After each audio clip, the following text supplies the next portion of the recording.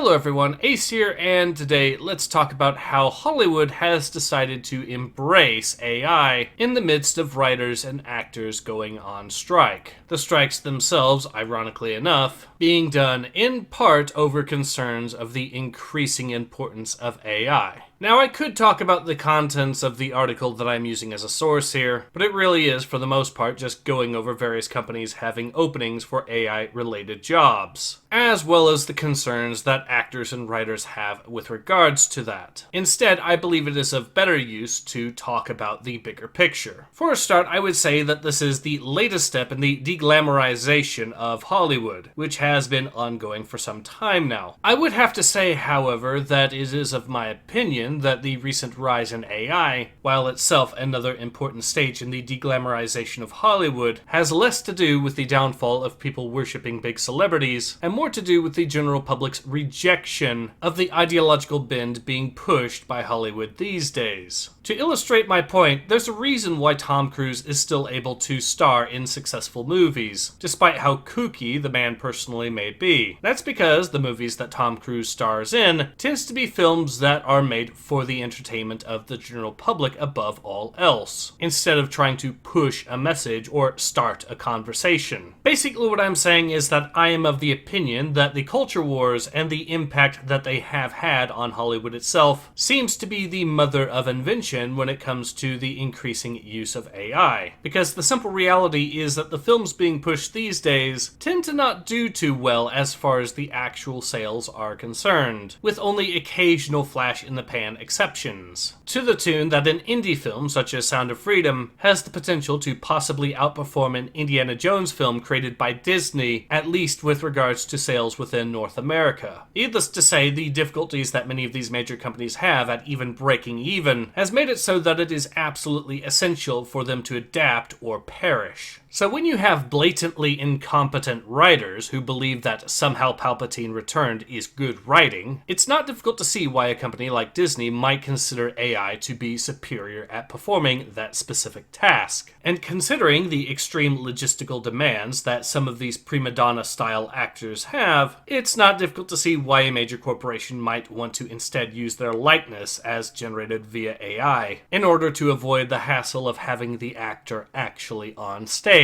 As well as, of course, allowing them to make more films with that actor, or at least a likeness of them anyways. Though I must add that I still think it is immoral for a company to do that unless they have gotten the actor's explicit permission. So to be clear, I'm not justifying everything that Disney or any of the other major Hollywood companies are doing here, but I am pointing out the reasons behind why I think they are doing them. On that subject, with regards to the strikes themselves, I believe that despite their intention at reducing the influence of AI, they may instead act as a bit of an accelerator, because they are making it all the more necessary for these big companies to replace them in order to keep doing business. So ultimately, what is my own opinion on this whole matter? Well, believe it or not, I actually support the idea of the strikes continuing, but not because I want these writers and actors to succeed. I believe that a good number of them are simply utter rank incompetence, and I happen to be a bit of an accelerationist myself at this point. I see the decline of Hollywood, at least as it once was, as being inevitable, and I support this inevitable decline of Hollywood at least as it once was. So with that in mind, it shouldn't really be that much of a surprise that I support something that would speed up that process. I just also happen to think that a concession needs to be made to prevent these major companies from using the likenesses of actors and actresses on a whim, at least without their explicit permission. Now, for those curious, I will of course be leaving a link in the description below to an archive of the article that I have used as a source, so you can check it out for yourself if you should so desire, even though I admittedly haven't exactly talked about it much because, well, that's not the interesting bit. What's interesting to me is, again, the bigger picture here. But in any case, this has been Ace. Hope to see you guys again soon. Take care.